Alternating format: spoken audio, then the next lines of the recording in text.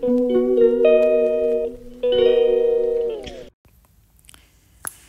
guys, for today's video we are going to Milano to processing my SSS benefits. So hinahanap po namin yung daan at finally hindi naman po mahirap hanapin kasi meron kaming TomTom yung kung saan kami dadalhin ang direksyon ng aming sasakyan. La destinazione è sulla sinistra. Consolato Filippine. Destinazione raggiunta. Yan guys, narinig nyo kasi Italian translation, ang sabi ni TomTom, narito na po kami sa direction ng aming pupuntahan. So, stand by at ikukwento ko po sa inyo ang bawat hakbang na gagawin ko sa embahada. So guys, we are here now in Philippine Embassy. Ayun. So, I will let you know kung anong mga ganap. Okay, guys?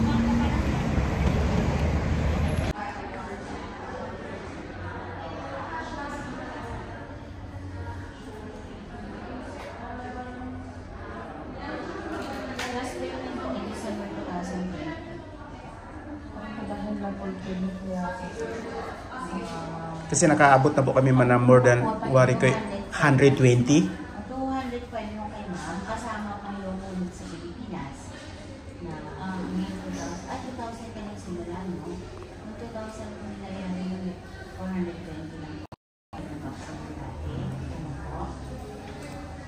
Bigyan ko po kayo ng pen para makapag-release online kayo. Para nakikita niyo po lahat ng mga sa November 16 na kayo. Ako, November 11. So, kailangan po ay meron kayong account sa Pilipinas sa inyo na nakapangalan. Kasi sa ESCO, ako mag-open account. Yes po. May pangalan po. Yes, ma'am. Eh, paano na mag-apply ang account sa akin? Pwede mag-utos yung tao? Pwede ma'am sa account ko, BDL? Hindi ba pwede sa account ko mag-asawa? Ay, kailangan talaga sa pangalan niya. Okay. Dapat po, meron kayong account sa inyo na nakapangalan. Ang savings account. Kahit anong ang bangko po yun, ma'am, sa atin? Kahit anong bangko. Okay. Kasi po, ang hulog natin peso po ang peso po natin. So, tapos ma-update po ako ng record na kasi wala po nilagay na pila pa ito na itim na golden. Kailangan po natin ng cellphone number sa Pilipinas kasi pag nag-registro po may pupunta doon.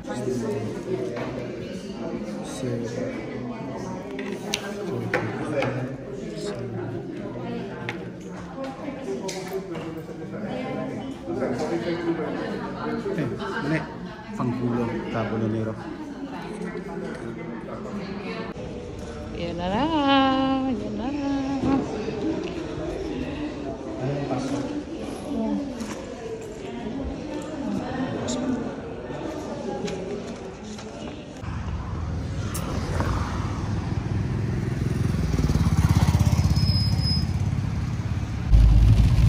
Hi, finally, narito kami sa amin.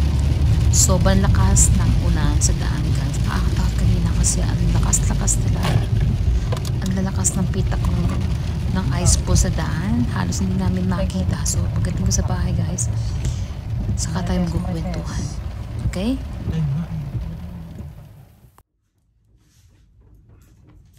Hello guys! Good afternoon po to everyone. So, preskong balita. Magandang balita para sa lahat ng malapit na mag-pension po at mag 60 years old na. So, wow! I-share ko lang yung experience ko kasi today. Gusto ko na kung gawin kasi bago mawala po sa isipan ko yung experience ko today kasi medyo shock kasi pagbalik namin ng bahay guys, ang lakas-lakas ng ulan sa daan. May mga malalaking patak ng ice na ang tawag po ay grandine dito sa Italia. So nung dumating po kami sa Milano, punta kami sa office sa SSS. Siyempre mag-record tayo, first timer. So bago mag 60 years old ka, kailangan lahat ng mga valid documents mo ipe-present mo na sa kanila para at least bago ko pumatak ng age ng 60, matik na darating yun sa account mo kung saan ka mag-open account sa Pilipinas. So, start tayo guys. Nung nasa office ako, importante sa lahat guys, yung inyong UMID ID. Yan. Yung UMID ID natin. Ito yung Unified Multipurpose ID. Yan po. Ito pinilakad ko sa embassy dito sa Milano. Kasi maraming gamit yan guys. Kasi andito lahat yung mga SSS number nyo, Pag-ibig, GSIS. So ayun, i-present nyo lang po yung inyong, ito yung valid ID, tapos valid passport, at saka yung huling payment po na pinabayaran nyo ng SSS. So matagal na po kaming full payment. Kaya nga, yun, para hindi na isipin habang nagtatrabaho, every yearly po talaga, nagbayad kami ng husband ko for whole year. Para hindi na po namin isipin yung every quarterly month, ganun.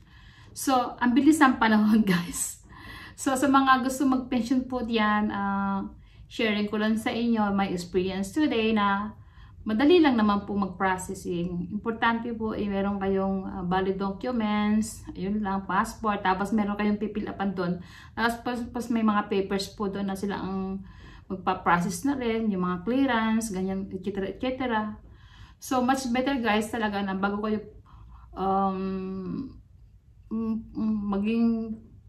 mag 6 years old, ipaprocess nyo na talaga yon.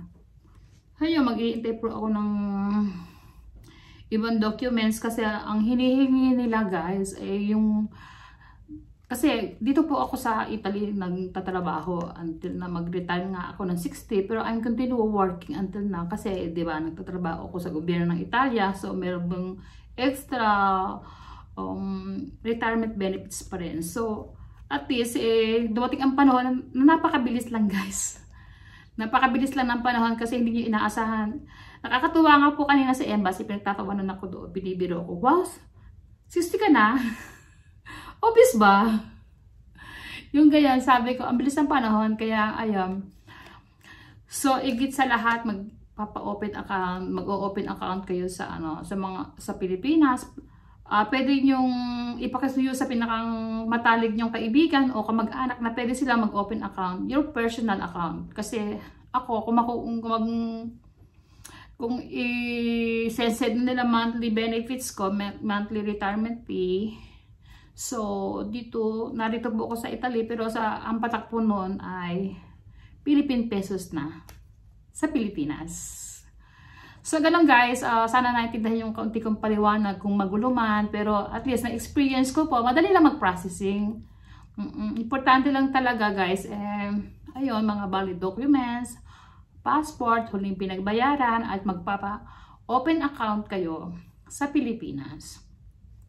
Para pagdating ng yung date na kayo magpe-pension na, sila na ang bahalang mag-send ng money nyo to the Philippines. So, I'm so excited na dumating yung panahon na yun kasi ang bilis ng panahon guys, imagine, 60 years old na ako. Ilang buwan na lang. So, thanks God, andito pa rin po sa harap niyo si Pilipina forever at nakikibaka, nakipagsapala pa rin po at lagi pa nag-iisip ng mga positibong pananaw sa buhay para i-motivate ko po yung mga lahat ng tao na huwag mawala ng pag-asa. Age doesn't matter. Wala po sa edad natin na darating tayo ng ganyan pensyon, titigil na tayo dahil meron tayong nati-receive ng retirement fee. Pero habang may pagkakataon pa rin po tayo magtrabaho at malakas pa naman ang katawan, at saka sayang din naman po yung ganito, ini-enjoy ka lang naman po. At sa awa ng Diyos guys, talagang maging positibo lang guys at mararating po natin ang ganitong edad. So ganun guys, sana mayroong kaunti kayong lesson na natutunan sa akin. Don't forget po na i-like and share yung aking video at pakihit na rin po ng notification bell para updated po kayo sa lahat ng susunod kong vlog. Bye bye! Thank you for viewing!